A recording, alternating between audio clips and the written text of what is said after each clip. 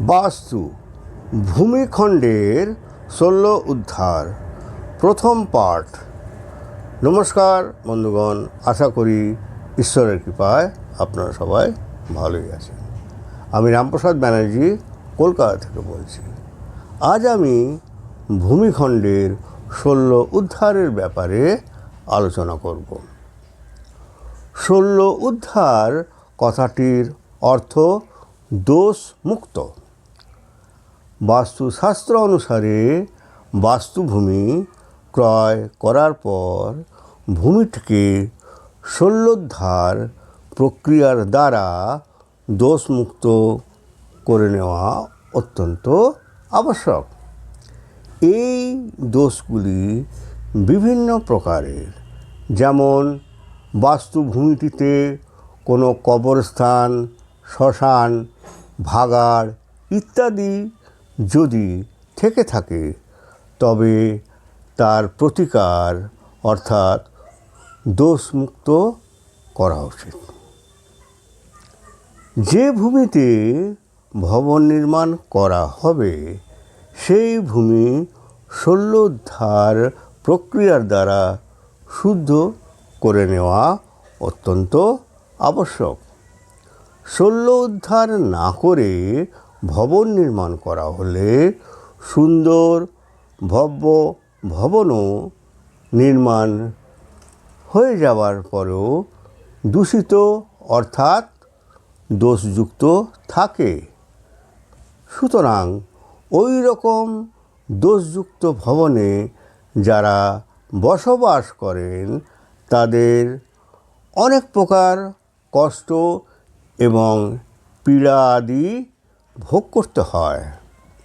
অনেক সময় দেখা গেছে যে দোষযুক্ত ভূমিতে নির্মাণ ভবনের বাসিন্দারা নানান প্রাকৃতিক দুর্যোগের কারণে একেবারে নিঃস্ব হয়ে আকস্মিক মৃত্যুর কবলিত হয়েছেন।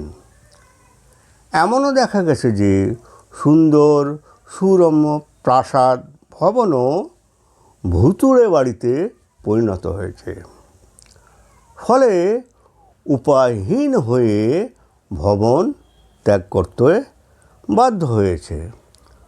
ভূমিখণ্ডের অভ্যন্তরভাগে কোন দিকে কত নিচে ১৬ দোষ বিদ্যমান এসবের বিবরণগুলি যেমন ১. বিশ্বকর্মোক্ত প্রকাশ, ২. মহাজ্যোতি নিবন্ধ ও ৩. মুহূর্ত মার্তণ্ড গ্রন্থে বিস্তারপূর্বক দেওয়া আছে।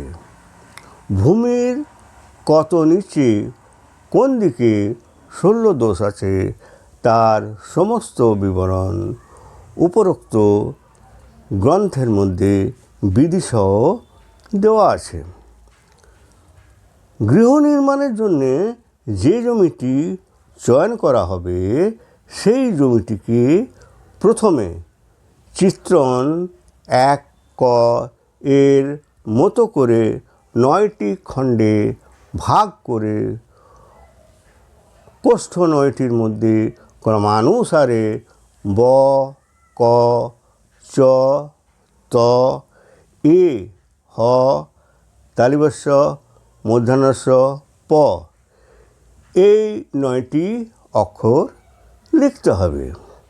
এরপর ব্রাহ্মণ, ক্ষত্রিয়, বৈশ্য এবং শূদ্র বর্ণের অন্তর্বর্ণ পুরুষবর্গ ক্রমানুসারে কোনো না কোনো ফুল, ফল, নদী, দেবতা ইত্যাদিদের নাম উচ্চারণ করতে হবে।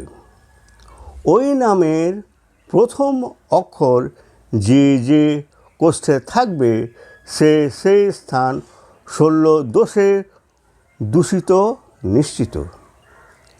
যদি কোনো কোষ্ঠে এই সকল পুষ্প, ফল আদি নামের আদ্য অক্ষর না থাকে তাহলে ওই ভূমি ১৬ দোষমুক্ত বলে বিবেচিত হবে। চিত্রটি স্ক্রিনে দেওয়া হলো।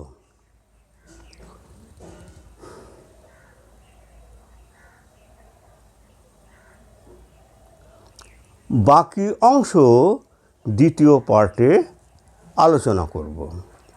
বাস্তুর জন্য আজকের টিপস: রবি ও মঙ্গলবারে গৃহারম্ভ করা একেবারে অনুচিত। শনিবারে গৃহ নির্মাণ করা যেতে পারে, অন্য কোনো ক্ষতি হয় না, শুধু মনের মধ্যে নানা রকম শঙ্কা জাগতে থাকে। বাকি বারগুলি শুভ। ভিডিওটি যদি ভালো লেগে থাকে তাহলে ভিডিওটি লাইক ও শেয়ার করবেন এবং চ্যানেলটিকে সাবস্ক্রাইব করার জন্য অনুরোধ রইল। ধন্যবাদ।